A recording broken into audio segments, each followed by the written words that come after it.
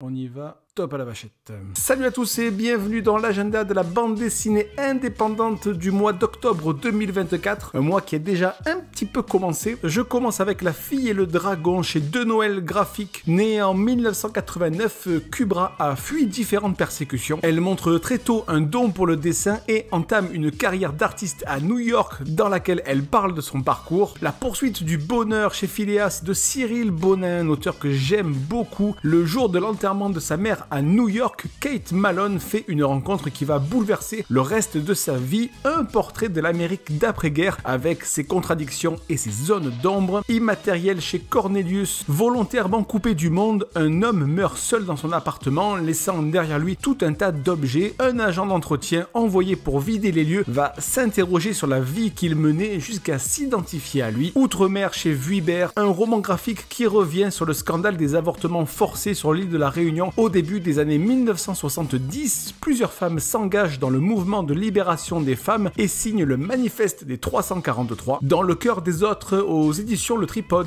Après une rupture, un artiste originaire d'Alger confronté au chagrin amoureux s'installe à Marseille.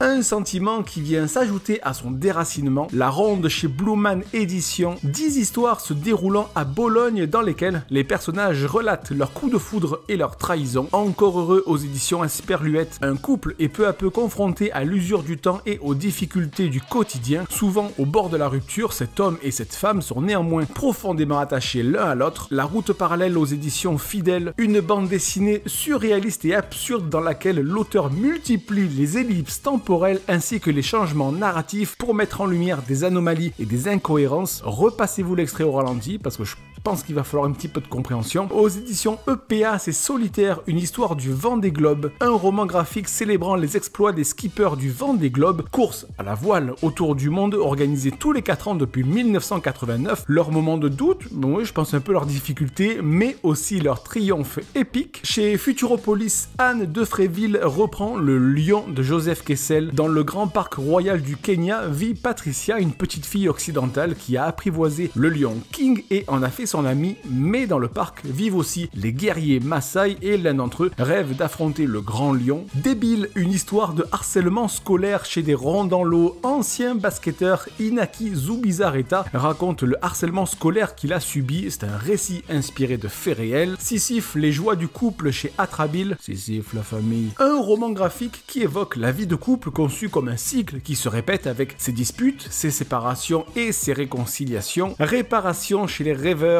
Une histoire sur le lien entre Alice, sa boîte à musique et son grand-père. Une bande dessinée qui évoque les camps de confinement construits lors des grandes sécheresses qui ont frappé le nord-est du Brésil au XXe siècle. Chez Actes Sud, c'est Cornelius et c'est pas l'éditeur Cornelius. Là, c'est le titre qui est Cornelius. Chien naïf et lâche, Cornelius travaille comme garçon d'entretien dans un centre sportif. Un jour, il est témoin de l'enlèvement d'Alspaka, la nièce de son patron. Malgré lui, les enquêteurs vont se mettre à le soupçonner. Chez Popo, les contradictions, une jeune américaine militante décide de rallier Amsterdam et Berlin. Elle est bientôt confrontée aux limites de son engagement politique, à ses propres contradictions, mais aussi à celles des autres. Chez Roukmout, c'est Catalogue, ça doit être drôle, des notices de montage de meubles en kit, détournées avec humour du célèbre fabricant Ikea, mais je pense que ça peut être un joli cadeau de Noël, mais aussi un petit cadeau à se faire si on aime l'humour.